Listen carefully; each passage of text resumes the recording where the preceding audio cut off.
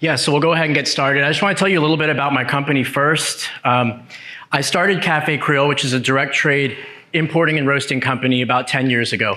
I went down to Haiti with my church in 2011.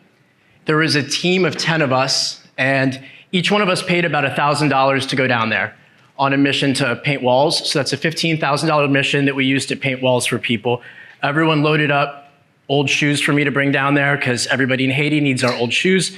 And I dumped them out in a marketplace for a bunch of people to come and get. This woman close by started crying, so I went to talk with her. And she said, you know, I got a loan from my bank so that I could start buying and selling shoes here in the markets. She said, you guys aren't helping as much as you think. And that hit me really hard.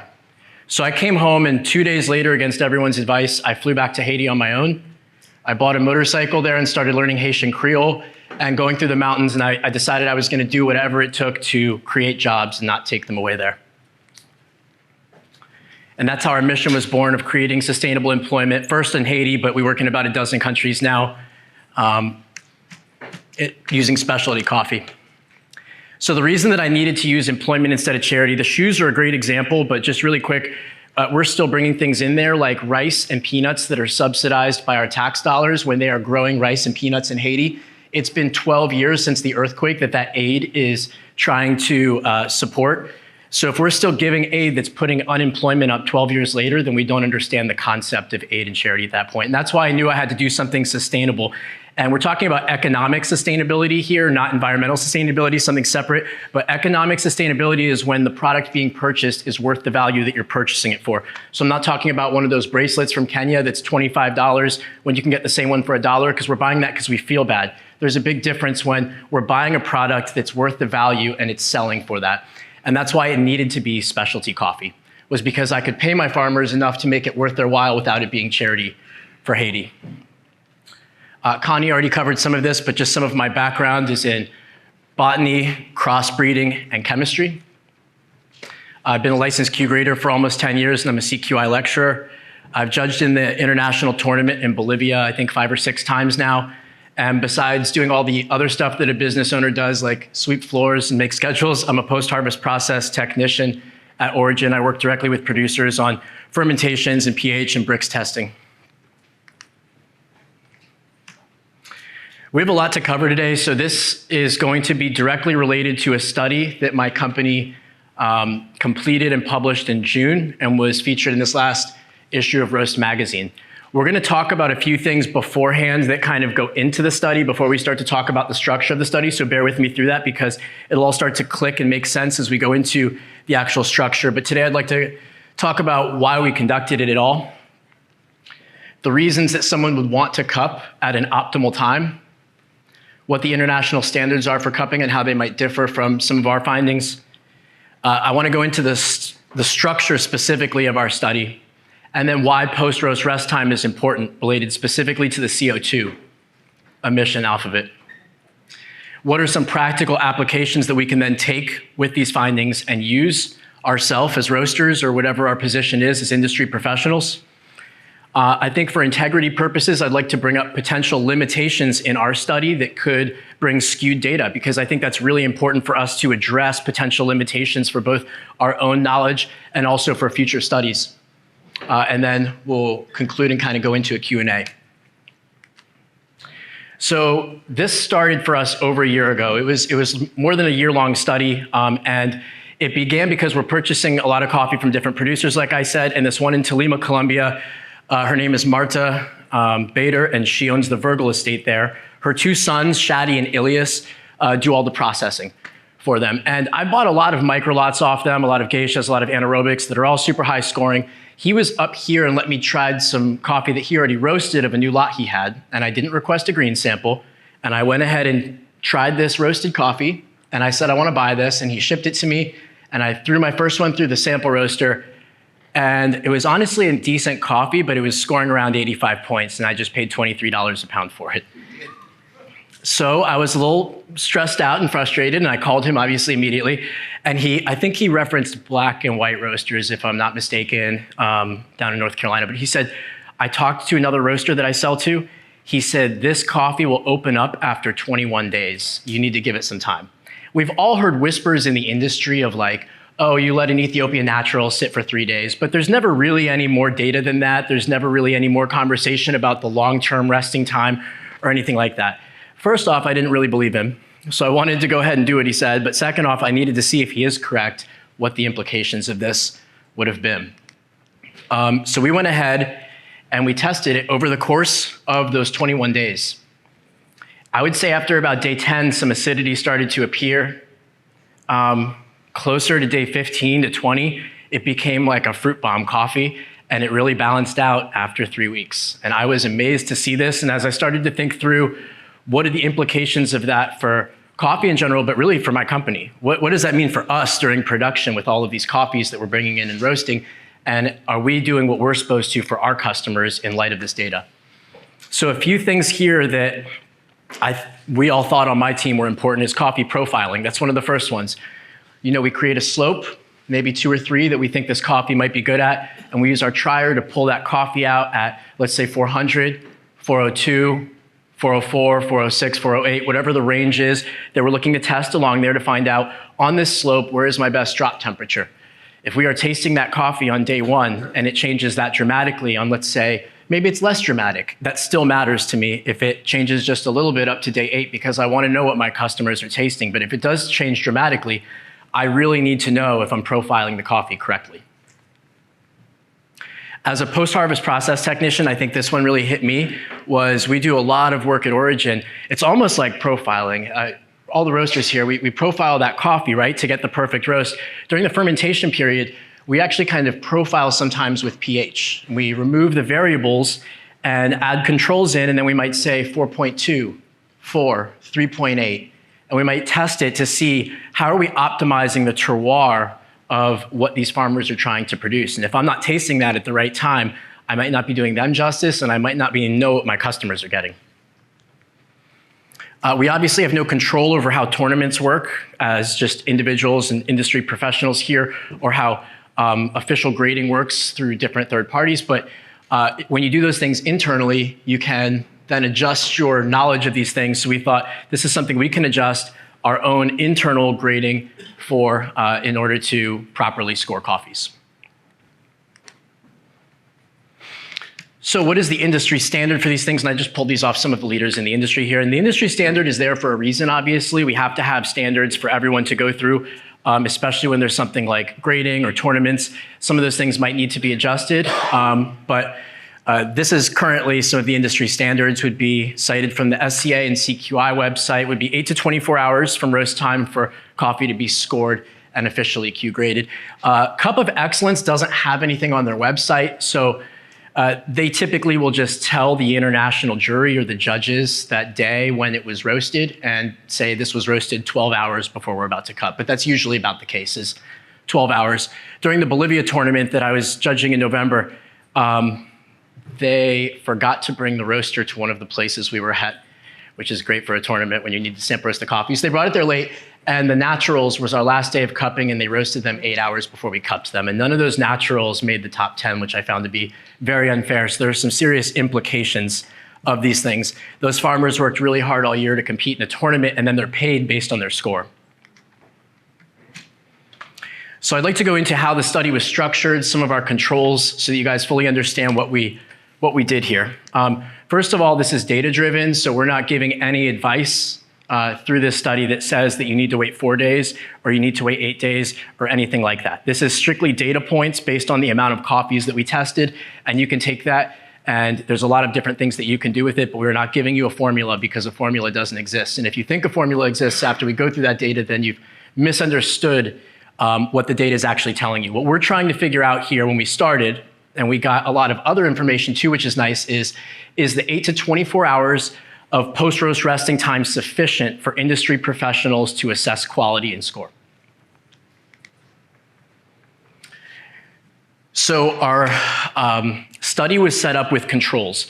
All of our controls were the 8 to 24-hour rest time.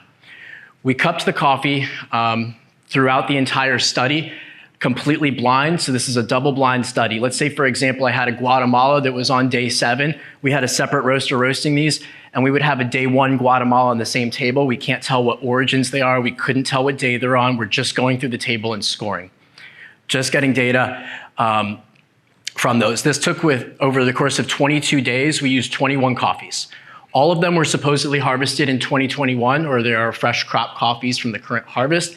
We used a few of our own as importers at Cafe Creole, but we wanted to buy a lot of these coffees from other places because I know what my coffees taste like, and so does my team, and we felt like that might skew us a little bit. So we had someone else from our team that wasn't participating go ahead and purchase other coffees and not tell us what they were and have those roasted up as well. They were all supposedly harvested, though, in 2021. This spanned 4 regions, 5 countries, and 8 processing methods because we tried to be as thorough as possible in covering all those things. We roasted everything to the exact same specs. This is a light roast. The Ikawa profile that we used is actually available on the study, which is online on our website, and in the Roast Magazine issue, there is a link that brings you directly to that study. The profile is on there. We use the same profile in exactly 50 grams for each of our samples. After they were roasted, we packaged them in standard 12-ounce side gusset coffee bags with degassing valve. I think we got them from North Atlantic. We wanted to do that specifically because that's what we would be doing when we send the coffee out, is packaging it. When we continue to study these things, because of the waste of packaging, we have switched away from that to use other sustainable things. But for this initial one, we really felt like that was the best move, was to use a regular coffee bag. We cupped the coffee then on day 1, on day 4, on day 8, 11, 17, and 22, along with the controls on each day as well. So in total, and that was a very busy month for us, because on top of our regular QC cupping, where we cup every batch of coffee we already roast, and we have samples coming in, on top of that, we did another 105 samples that we roasted and evaluated, plus 126 control samples. So that's 231 more coffees on top of our normal work week. We were thankful when this study was over, to be quite honest with you. It always consisted of 3 experienced cuppers, one of them always being a licensed Q grader at the time, and we used standard cupping protocol and procedures,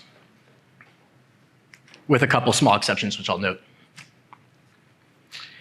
The initial control cupping, which is just day 1 with no rested coffee yet, or has been rested for 8 to 24 hours technically, we also use that as a calibration for all the cuppers. So anyone that was cupping throughout the whole study had to be present there.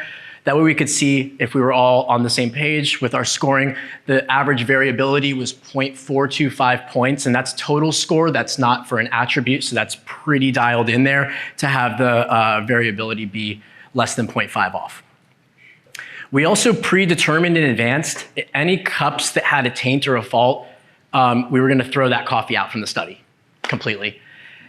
In addition, anytime we're the control, because we're cupping a control in every table, that's the point of the control, is to see if that coffee is changing. That's why we do 5 cups when we're cupping to grade coffee. We want to see the uniformity of that cup, right? Anytime that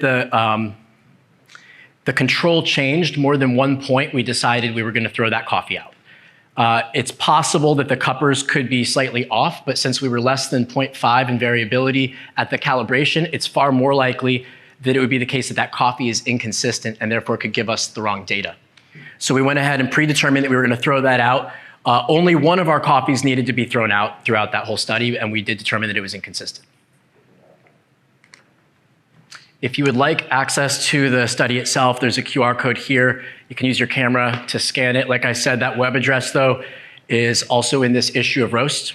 And you can, this is going to have a lot more of the raw data, and it's a lot of reading. You can read it as you like, or skim, or do as you think is best. But I'm doing my best to summarize it here for you today.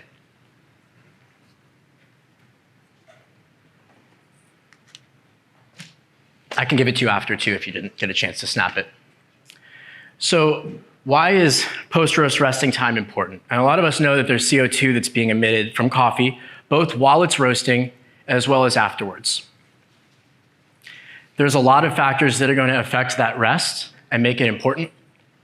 CO2 is one of the main ones, and there's a couple reasons why. Most people are familiar with espresso needing to rest, at least, right? That's something that's almost common knowledge in the industry that you let espresso rest for 7 days, 8 days, 10. People have different standards for that. One of the big reasons for that is that as coffee is being pushed, or water is being pushed through the portafilter, the CO2 being emitted is actually pushing the water so it's not extracting properly. So when that one coffee shop that always calls you because they forgot to orders espresso and it makes you cringe because they're going to be using it on day 3 and you know that, they could increase their quantity a bit and it would at least help with achieving the same results. I think more importantly for this specifically, carbon dioxide also has a sour taste. Some people describe it as metallic as well. And this can completely disrupt your cup. Now, it might lower it by just a little bit if you're looking at a Brazil natural that's kind of smooth and sweet, heavy body, but there's not really any acidity or complexity to it. You throw a little bit of sourness or metallic in there and you're like, okay, it's fresh and I get that, but it's gonna be fine.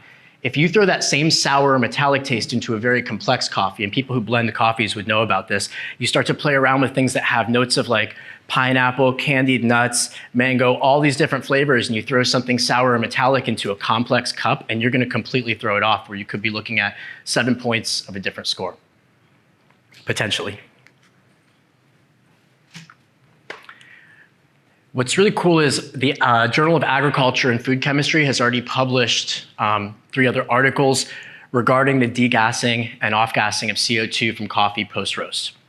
And you can reference those on their website in their journal. I wanted to pull some graphs off there that I thought are really interesting, and they explain a little bit more here, because as we start to think, oh, a natural might need more time, right, to rest, or whatever the case that we're learning from all of these things, because a lot of them needed more time, not just the naturals. We found, based on this, that some of these lined up exactly with our sensory experience. And you can't read these words, but like I said, I can send you the slides at the end, and I'd like to just talk you through some of these. On the top over here, you have a slow roast, and on the other side, you have a fast roast. In the middle is obviously the medium. And you have a light, a medium, and a dark. And since you can't read them, the bottom one for each one is always the light, top one's the dark. The dark is degassing more. So as coffee is roasted faster or slower, it directly impacts the amount of CO2 that's being created both during the roast and being emitted afterwards. These are actually the exact same graphs on the bottom, except instead of doing slow, medium, and fast, all of the darks are together to allow you to visualize how the slow, medium, and fast were affected by a dark roast in comparison to a light roast. And I'd like to put this into perspective for you with the 8 to 24 hours. This number right here at the beginning is 50 hours. So we're already twice as much as what's recommended at that point. And you can see how much more all of these are going up from that amount. Even the light roasts at the end, which if you zoomed up on those 3 would be farther apart as well, okay?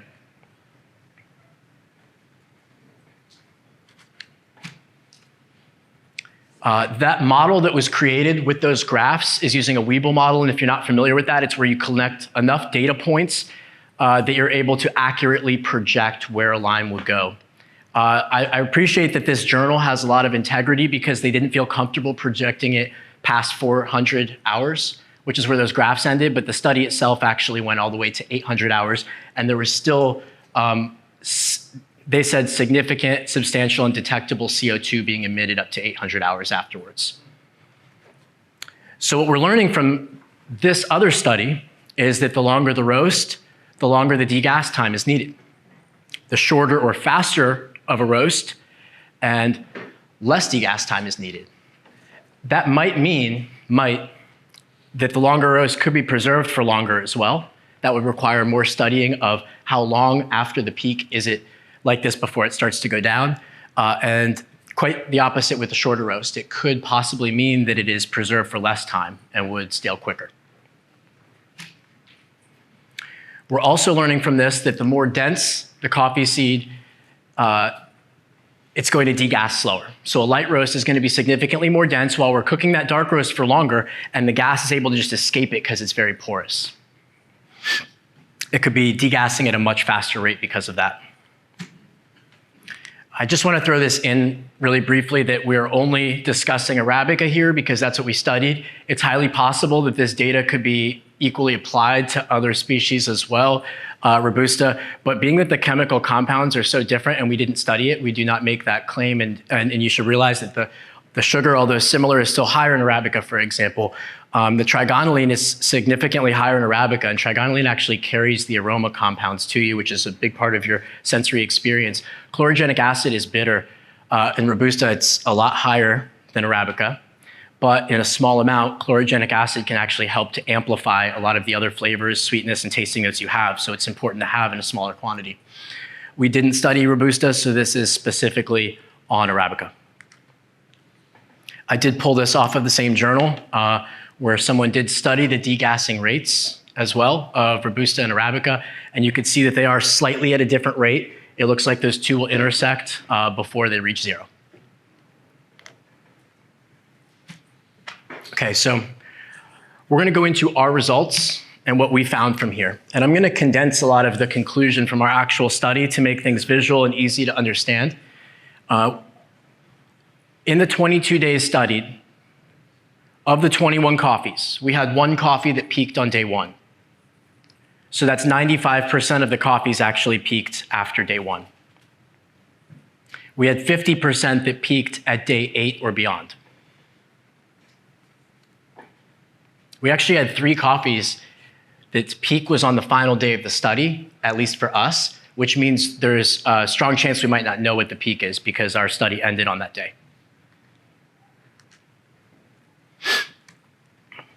So this top column is the variance in the control from all the cuppers throughout the study. This is our average variance. The bottom one is the change from the control to the peak. So typically, if you have the top number be lower than the bottom number, that means you have viable data. If it was the other way around, our data would be skewed to a degree due to some sort of variable, whether it be the cuppers, whether it be the coffee consistency or things like that. And that's why we determined in advance to throw out any coffees that varied. You can see here, this is averages as well, but some of them went all the way up to 1.43. Again, averages. I'm gonna show you the ranges in another slide coming up because I found that to be really interesting. That's not something we put into the published study, but looking at the ranges really tells you the potential of how much it can change as opposed to the average, which could give you a lower number than what some of the higher numbers were. I want to take a look at this graph coming up here. So this one was really interesting for us. This wasn't one of our coffees, and we didn't know what it was. It ended up being an Ethiopia Harar Natural, and we couldn't tell what it was because when I first started cupping it, it tasted like wood and paper and cardboard, which made me skeptical that this was fresh crop, and I still believe it was probably past crop. But the point remains the same here. You can see where it started out at 79 points right there, okay? So this was below specialty grade when we started to cup it. And I had a really good time typing in everyone's notes from this coffee too on my team because on day 4 and day 8 with the cuppings, we all started to notice a little bit more sweetness. It was pushing above specialty.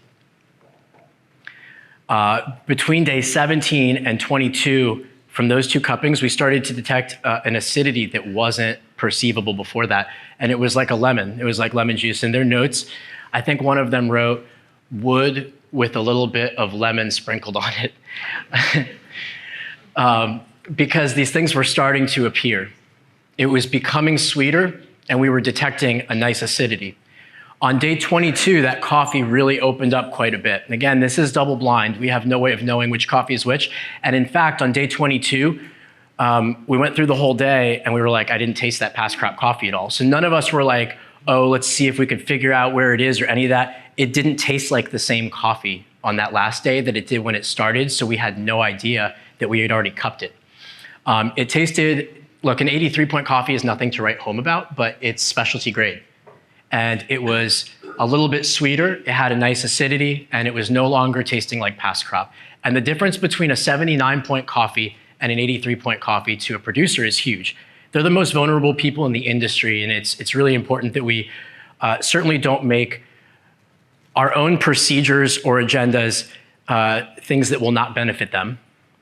And second, it doesn't benefit us to not be able to effectively taste coffee. And as an importer, I would hate for someone to try a coffee that's going to improve by 3 points in a couple weeks and they just don't know it. So we talked a little bit about why my company did the study and what those implications would be for us, but I want to give some practical application across the board of what this type of data could mean for everybody, no matter where you are in the industry as a professional. So obviously, as coffee roasters, there's several things. There's tasting the rate of rise at different places with our trier as we're profiling. And again, we need to understand what is our customer tasting. So we need to try it at a time when it's going to be representative of what our end user, our customer, the coffee shop, whoever's trying it next is going to taste.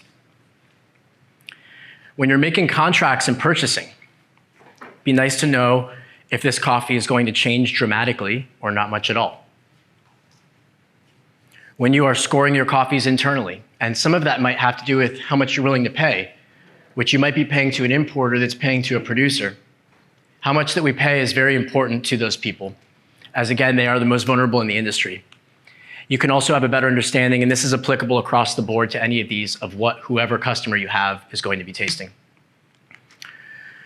So with post-harvest process, I think it's a huge deal.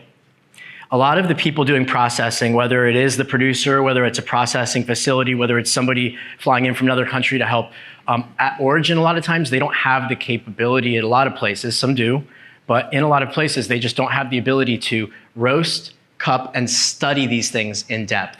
So if any of those people are then giving us samples to try, and we're giving them feedback after we cupped it on day one, we might be completely misguiding the feedback that they should be receiving.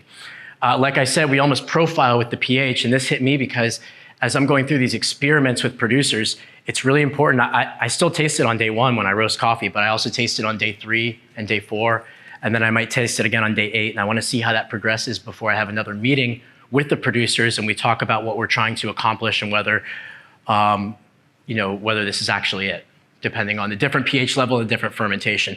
And them knowing that data, this is really important because then they can then communicate that to other green buyers. Whether it's another roaster, whether it's an importer, they can start to communicate that, just like Marta's son Shadi was able to communicate that with me and say, you know what, Black and White actually said this took about 3 weeks to open up. Can you give it some more time? If he didn't tell me that, we might have never done business together again. Who knows? Who knows if I would have tried that coffee again? The point is, by being able to communicate that to the customer, they're able to continue to grow their partnership with them. The barista or the cafe owner, the same thing about just understanding what the customers are going to receive, and that's obvious, right? We want to understand what our customers are receiving.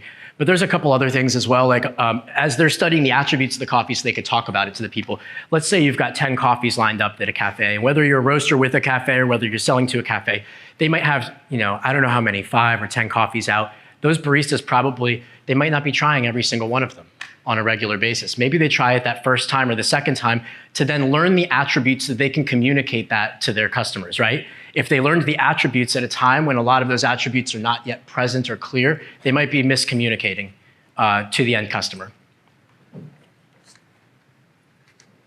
Oh, it also, I'm gonna be honest, I don't know if it says it up here, this would affect their purchasing patterns as well. If we have that cafe that always forgets to order and then is buying that espresso and they're gonna use it 2 days later because they always forget or they don't order as much, communicating the difference or maybe even showing them in a tasting would allow them to understand why they need to order that product 8 days before they actually run out, or however many days you predetermine for that coffee.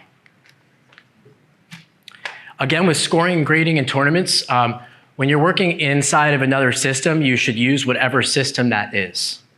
However, when you're doing those things internally, especially for green coffee purchasing, for scoring, for giving feedback, you can adjust those things based on studies that I will hope that you do at your roastery with your team. That equates to paying producers fairly as well, based on those scores. For integrity purposes, some things that could potentially throw off data, right? Because studies need to be ongoing and none of them are perfect. You might not want to reach an optimal cupping score. Like, it seems like you would, but maybe you don't. Why would you want to reach the optimal if it was only optimal for 1 day? You certainly wouldn't want to start basing your purchasing on that. But if it's optimal and plateauing, that's going to be completely different for you. You might not want to reach optimal scores. I will say during our study, though, we saw most of the coffees improved from day one in a more sustainable way, regardless of wherever that peak that we found was. So you might not necessarily want to find the peak as much as you want to find where the coffee is supposed to be. The practicality of waiting multiple days is a little bit unreasonable sometimes. If you're cupping every batch of coffee that you roast and then sending it out, you don't have time to wait 4 or 8 days. And I'll kind of talk about what we did after that in a couple slides, but that's not practical, and that's a limitation here as well. Could also be a waste of packaging to continue to do these things, and that's why there is sustainable things you can use, reusable with degassing valves.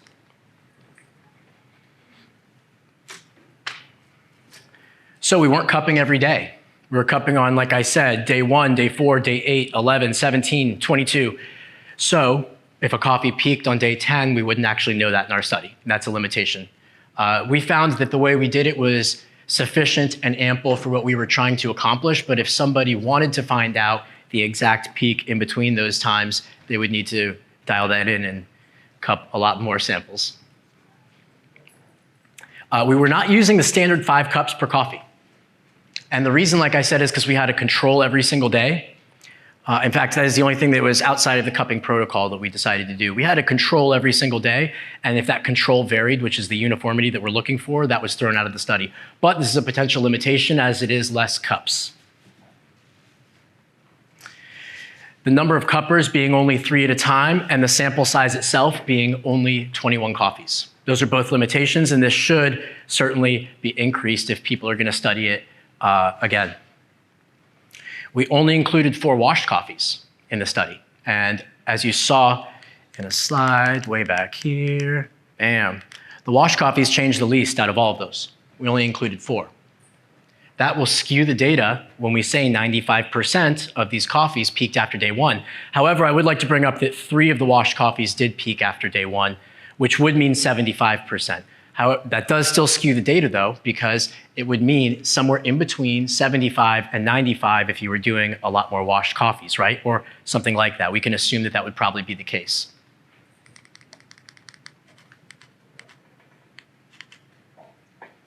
We only used light roast coffee during this study. And we did that because that's how most specialty coffee professionals would cut. But if your business is using a lot of medium or dark roast, you might study this and realize that a lot of this does not apply to you, or you might find a lot of it applies a lot more. And we don't have data to show you one way or another, except for the fact that darker roasted coffees off-gas a lot more. If you guys, like if you cup every batch you do, and you also do lights and mediums and darks, the dark just really foams up, right? And it's almost always overflowing. And we have preferences at our company of certain kind of coffees we like and don't like, and it doesn't matter. We do everything objectively to make sure every single coffee that we're roasting is up to our standards for the customers and for what they're looking for. So we cup through all of our dark roasts, even though that might not be my personal preference. Those things are always overflowing because of all of that gas that's coming off of it, or when you do a pour over and that bloom comes. So those medium and dark roasted coffees might have a lot more off-gassing that you need to take into account.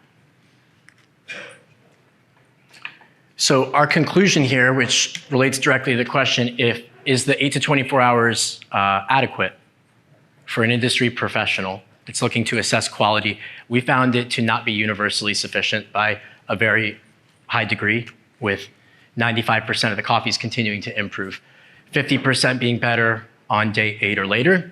And we certainly encourage this to be studied further.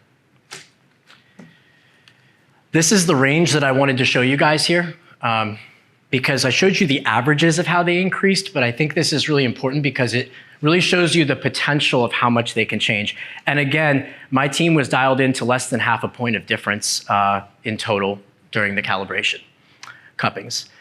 The washed had a minimum of 0.4 roughly, and changed all the way up to the one that changed the most from day 1 to the peak was 1.84 was the average score that day. Honeys seem to all change a lot more, but not as much as some of the other ones. So they all seemed to change, and it was about 1.3 to 1.9.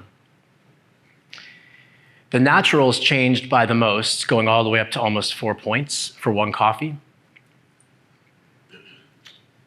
And the controlled fermentations, people also call them experimental. I'd really prefer if we call them controlled when we're talking about anaerobics or yeast, first of all, because it's not going to be experimental in 5 years, and us calling it something that'll fade out or doesn't make sense then is kind of silly. Second of all, what we're doing with anaerobics and yeast is controlling the fermentation. So it would make a lot more sense if we were to call those controlled. Controlled coffees change by about 0.5 point through the study to all the way over 2 points would be our range for that one.